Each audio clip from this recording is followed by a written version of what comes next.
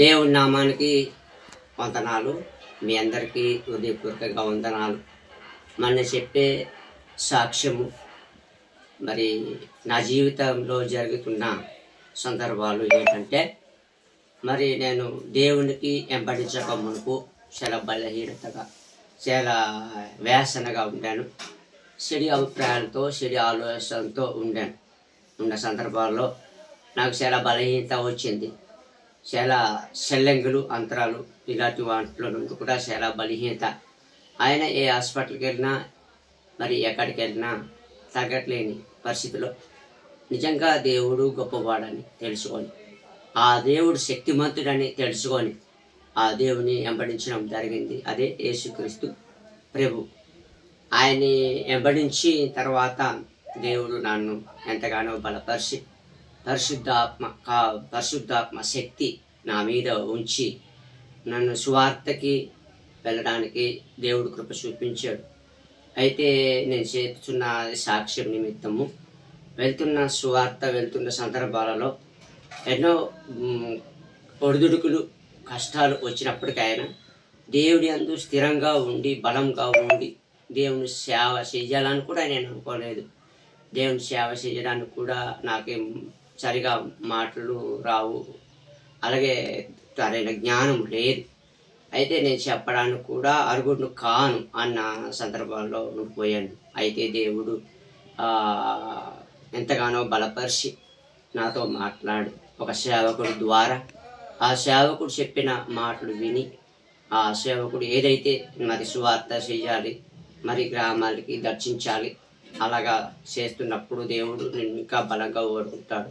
నీకు దేవుడు సేవకుడిగా దేవుడు నిన్ను నియమించాలని ఆశపడుతున్నాడని ఆ సేవకుడు చెప్తే, నేను ఇక జరుగుతున్న సందర్భాల్లో మరి నేను పాత దినాల్లో అంటే దేవుడు వెంబడించక ముందు నేను నడవలసిన నడకాలు ఏంటి, నా ఆలోచన ఏంటి, మరి దేవుణ్ణి దైవ సేవకు కూడా దూషించేవాడిని.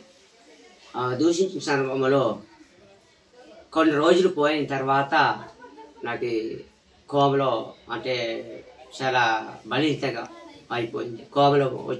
కోమలో అయిపోయాను అనమాట.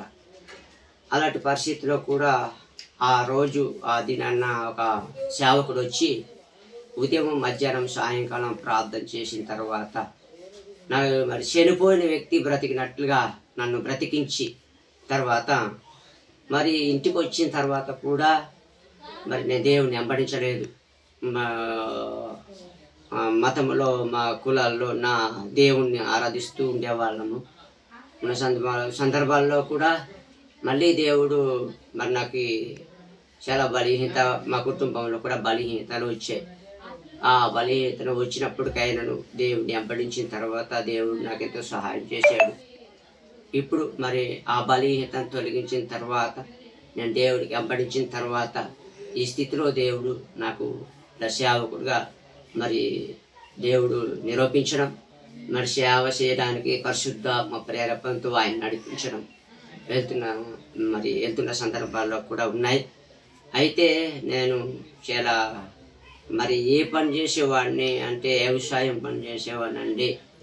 మరి వ్యవసాయం పని చేసి మరి దేవుడు నన్ను ఆమోసు గ్రంథంలో చెప్పినట్లుగా, ఆ ఆమోసు గ్రంథంలో తెలియజేసిన మాట ఏంటంటే, మరి అక్కడ ఆవులు కాస్తుండేవాడు ఆమోసు.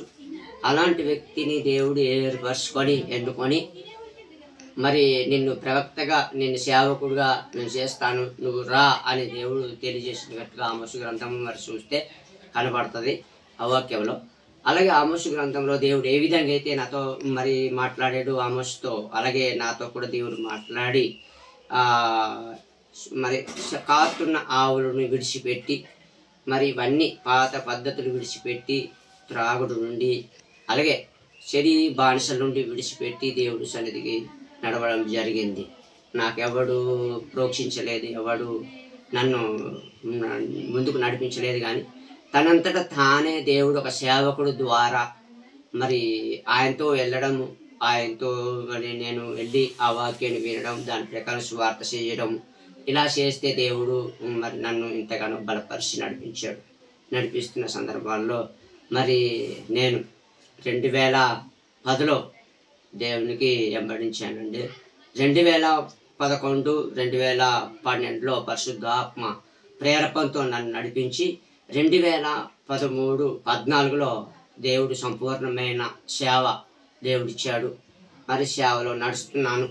మరి ఎటువంటి ఒడిదుడుకులు కాకుండానట్లు, ఎటువంటి ఒడిదుడుకులు రాకుండానట్లు వచ్చిన దేవుని కొరకే మేము జీవించేలాగున మరి నా పాత జీవితాన్ని విడిచిపెట్టి మరి కొత్త జీవితంలో నడుస్తున్నాను. కాబట్టి మరి నన్ను, నా భార్యను, మా బిడ్డలను, మరి నేను చేస్తున్న పరిచర్యను మరి మీరు ప్రార్థన చేయాలని, ఇంకా బలంగా ఓడబడాలని నేను ఈ సాక్ష్యం ముగిస్తున్నాను.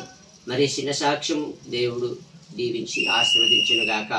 మీ అందరికీ హృదయపూర్వకంగా వందనాలు. సోదరులకు, సహోదరులకు, సంఘములకు, మరి పరిచర్య చేస్తున్న ప్రతి దైవజనురాలను వందనాలు. ఆమేన్.